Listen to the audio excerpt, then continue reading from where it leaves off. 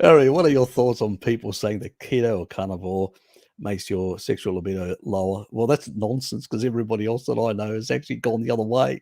So, if there is one case where this will happen, if you go very low protein, very high, very catabolic, yeah, that could actually affect, and that'll affect your testosterone. It'll affect your, when you're really high, that sort of therapeutic ketogenic diet. No, that's not a good thing, personally.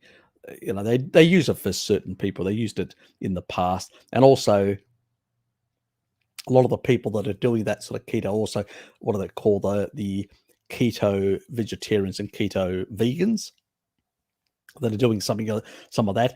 That's a different kettle of fish completely. We can't compare the two. So there's those people as well. So their endocrine system is in the toilet because they're basically starving themselves. They're on a fasting mimicking diet. That's what really a vegan diet, a traditional vegan diet that just basically, fruitarian or all these sort of things, they are really fasting mimicking diets. That's what they are. Really under nutrition, and it causes a lot of these problems. You just see it. They do it all the time. And it's usually when women and men consume some animal products coming back from the veganerized community, it resolves. But, excess ketones is not the thing that we're hunting for. Even the Maasai are running about a 1 millimole. And Mary, we know, actually took a whole lot of kits with her to actually test their blood sugars and their ketones levels of all the tribal people that she did. So she did proper research, and she was doing it on a daily basis, before food, after food, all this sort of stuff. And she noticed that, as she said, remember the video that I did with her interview, it was pretty much very close to that baseline of 1 millimole, for most of the day. Occasionally it'll drop or go up a bit, but it was pretty much on an average. It averaged around that 1 millimole. These people are probably running, 2, 3, 4 millimoles, really high levels. And yeah, if you do that chronically, you're in a catabolic state chronically. Yeah, you're going to get those problems. Yeah, that's a different thing altogether. But no, that's just nonsense, pretty much. Because if you're eating enough, you're also providing the cholesterol for the testosterone and a lot of the hormone systems. You're providing enough taurine to regulate a number of systems. You're providing enough choline, which actually mitigates a lot of this. Like, these sort of nutrients also mitigate, like DHT, and have a lot of these, sort out aromatase issues and stuff like that. But if you undereat protein, animal protein, you eat too much, you won't get those nutrients to regulate and affect those systems. So yes, they can happen on what I call on a protein restricted ketogenic diet or carnivore diet. Yep, there's a lot of people that sort of undereat protein for whatever reason. They come up with all sorts of excuses, but yeah, not a good idea, Mike. Definitely not a good idea. So that can happen in those people, but in the general type of people that are consuming 20, over 20% is protein. I tend to be up to 35% myself, sometimes a bit higher, but around there. I'm doing about 2 to 3 grams per kilo body weight. So I do quite a bit of protein, and I get enough fat that I need. So it's a sort of a 1-to-1. So I'm definitely not undernourishing myself. But also I'm a bit like, I'm not as physically active as Lukey. I, train once a week, and that's about it. My age, 56, I don't want to overdo it. I'm not interested also. I can't be bothered. I'm lazy. I'll put it that way. So I'm just, I'll be honest about it. Yeah, so I do have a few things to add. So for myself, I did notice that, uh, well, I guess it comes with time. I guess, being a newbie carnivore, I had no idea how much fat I needed, especially since I'm active, Yeah, that's true. and yeah, I was like, by December of last year, I even have some pictures which I'm not going to show, but I was really lean, like extremely lean, leanest I've been. Yeah. and I wasn't feeling well. That can be a problem as well when you lean out too much and you've Mhm. lost your fat stores and you're not getting enough energy. Yeah, that can be a problem as well. Yeah, Yeah. because that's when you're becoming catabolic again because you're Yep. trying to get energy and you're getting it from the muscles, and that is also high deuterium, which isn't a good thing. Hmm. Plus for your mitochondria, plus it also so that'll slow down ATP synthase because of the extra neutrons coming in.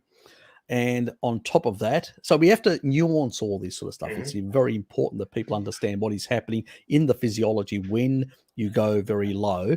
So if you're not getting enough energy to provide that low deuterium, high quality energy, then you're going to be starting to feel like rat shit. You won't have enough for your endocrine system. So Hmm. your hormones won't be working properly.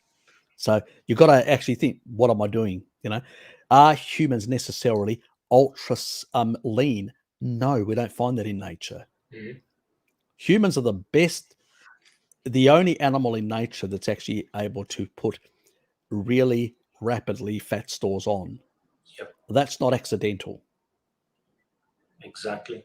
We Our need the babies on are fatter than marine exactly, seals. exactly. So energy requirements are very necessary for our body to work properly. And so sometimes people do too much protein, not enough. That's why I usually say to people 1 to 1.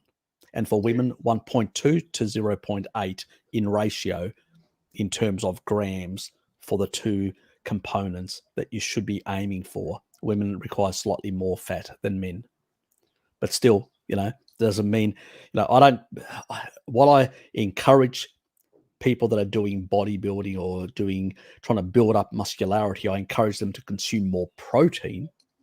Mhm. It doesn't mean I discourage them from consuming the energy required to support that as Yep. well. I mean, still the 1 to 1 ratio. It just means you have to go up in both of those Exactly. things Yep. because that extra tissue requires that extra energy. I mean, it's not going to come from Mars, Hmm. So let's be Yep. honest.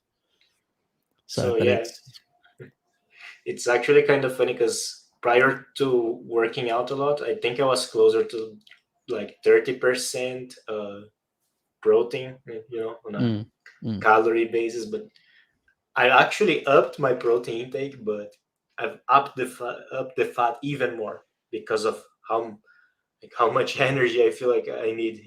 There's mm, just like that hunger for like yeah, fattier foods. So even exactly. though even though the total intake has gone up, the ratio of protein is lower just because of how much fat and Yep, exactly. And that's the big thing that a lot of people are missing, that we need certain things in our diet to basically be better. It's a thing that I sometimes find a, a struggle with some people because I usually remind them, "Are you getting these nutrients?" Because usually they say, "I'm doing it right," and I go, "Okay, so what are you eating?" And then sometimes, "Oh, I'm doing this and doing that. I do love extra chicken, or I consume a lot of chicken." And I go, "Well, are you getting enough fat?" Sometimes, and I find it with women in particular, they'll eat a lot of lean meats like fish and chicken, and then they're not getting enough to support the endocrine system, enough cholesterol, enough saturated fats, enough fats in the diet to support their hormonal system, and they go, "Ugh." And when they actually put it back, they actually put that extra fat back. It resolves the issue, So you know, but it's always because there's a lot of the propaganda that's been out there for a very long time. I mean, we have to, let's be honest. Um, there's been a lot of propaganda in the world that actually causes a lot of these sort of issues.